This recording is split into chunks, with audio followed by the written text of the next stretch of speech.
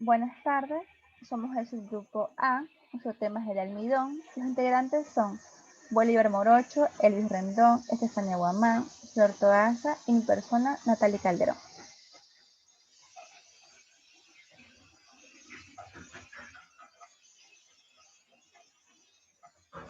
Bueno, tenemos que el almidón es un hidrato de carbono complejo, polisacárido y digerible, del grupo de los glucanos. Está compuesto por dos polímeros distintos de glucosa, que son la amilosa y la amilopectina. Que son cadenas lineales y cadenas ramificadas. Es una reserva de energía y también se usa el almidón como hidrocoloide, quiere decir que capta agua. Los almidones de tubérculos son los más resistentes a la hidrólisis enzimática debido a su contenido de residuos de fosfato, sus grandes gránulos de almidón con una mayor superficie, sus propiedades de superficie reportadas in vitro e in vivo y su estructura supramolecular. La digestión del almidón está dada por las amilasas, las destrinasas y las disacaridasas. Y hidrolizan el almidón y lo convierten en monómero de glucosa, que se puede digerir fácilmente en las paredes del intestino. La estructura del gránulo nativo, que tiene una disposición semicristalina compleja y altamente ordenada. Los factores que pueden afectar en sí lo que es la digestión es el tamaño del gránulo, la estructura molecular, la relación amilosa y amilopectina y el origen botánico.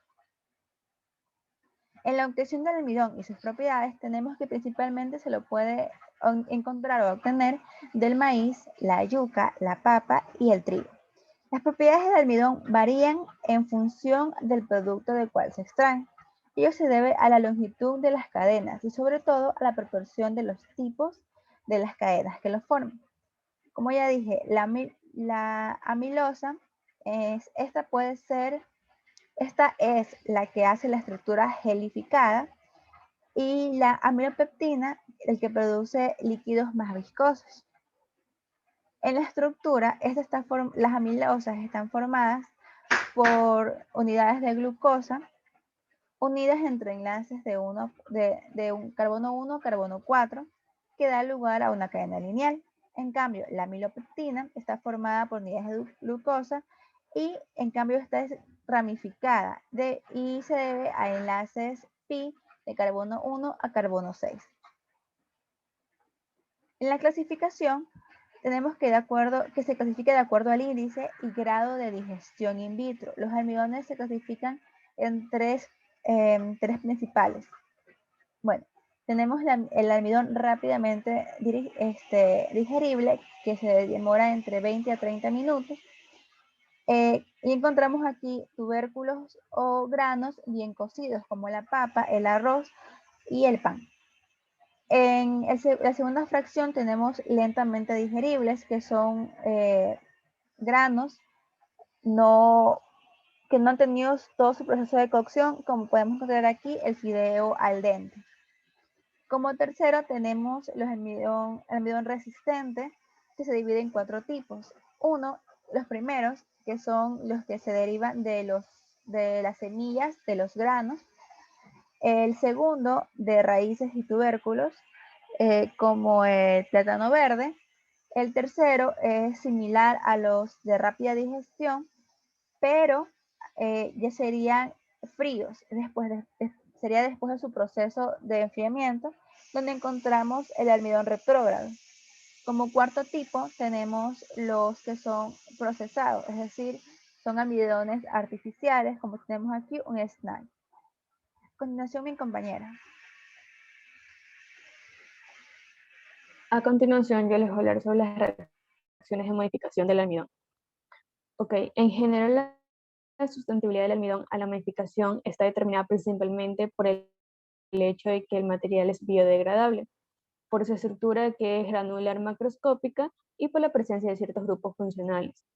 O sea, el almidón revela diferentes propiedades cuando se trata de modificación química, Una de estas propiedades es la presencia de los 3 grupos hidroxilos en la glucosa, lo que se hace susceptible a reacciones de sustitución y permite el número de posibles modificaciones del almidón. Otra también de las propiedades es el tamaño de grano del almidón, que afecta su reactividad. O sea, es decir, que cuanto más grandes son los granos, mayor es la sustentabilidad de modificación. Por lo general, la modificación es el proceso de cambiar las propiedades típicas del almidón nativo por medios físicos, químicos o enzimáticos. Aquí se da lo que es la reacción de oxidación, eterificación y esterificación. Ok, en la oxidación, o sea, se da el proceso que implica la oxidación de grupos hidroxilos primarios o secundarios de las unidades de glucosa con formación de grupos aldehído o carboncilo. O sea, el almidón oxidado tiene mejor solubilidad en agua, menor viscosidad y tendencia a retrogradación en comparación con el nativo.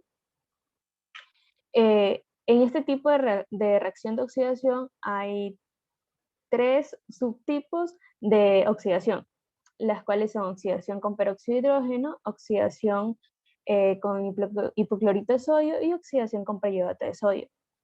En oxidación con peróxido de hidrógeno, aquí el proceso es mediada con catalizadores metálicos que sigue un mecanismo radical o iónico. El mecanismo radical domina las reacciones catalizadas con compuestos cobres y hierro.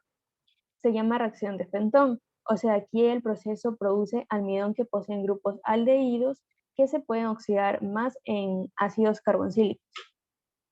Además, el almidón pierde su cristalinidad, aumenta su hidrofobicidad como resultado de la depreciación de los enlaces de hidrógenos y se mejoran las propiedades termoplásticas.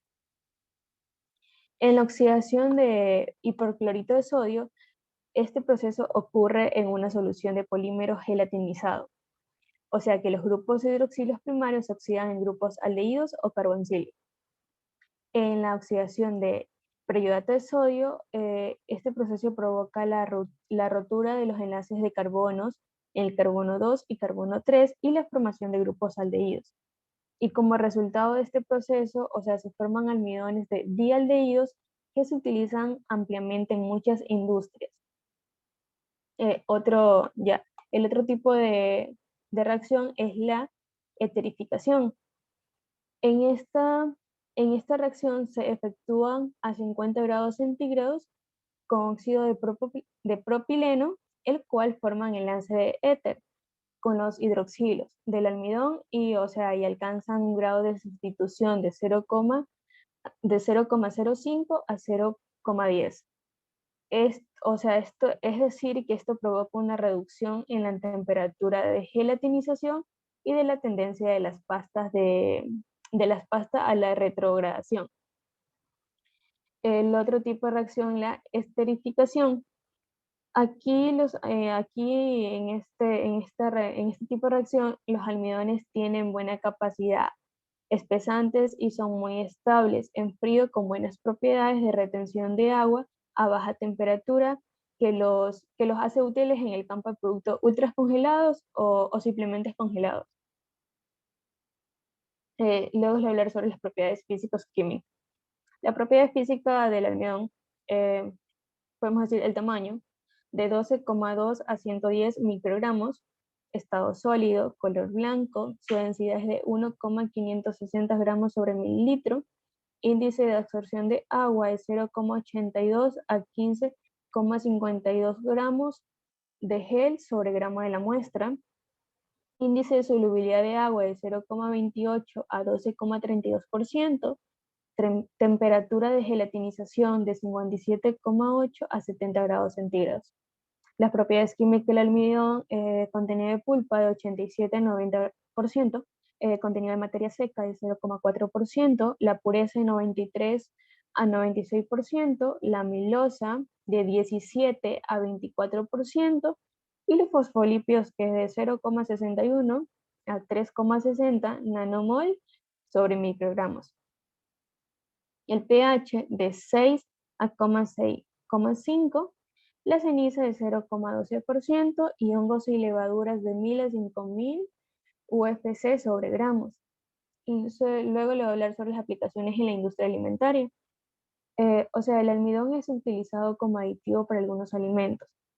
Tiene múltiples funciones, entre las que uno puede destacar es que puede servir como adhesivo, ligante, esturbiante, formador de películas, estabilizante de espumas, conservantes para el pan, gelificante y aglutinante, etcétera. Uno de los procesos aquí que les voy a mencionar es sobre el proceso de hacer pan. O sea, el almidón aquí cumple con ciertas funciones.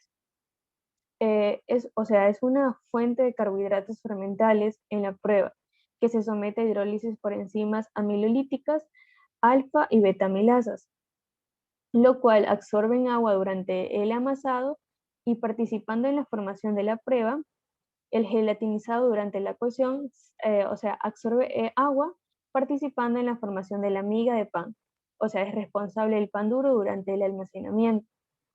O sea, el almidón de trigo se gelatiniza a una temperatura de 62 a 65 grados centígrados, mientras el almidón de centeno se gelatiniza a una temperatura de 50 a 50 grados centígrados.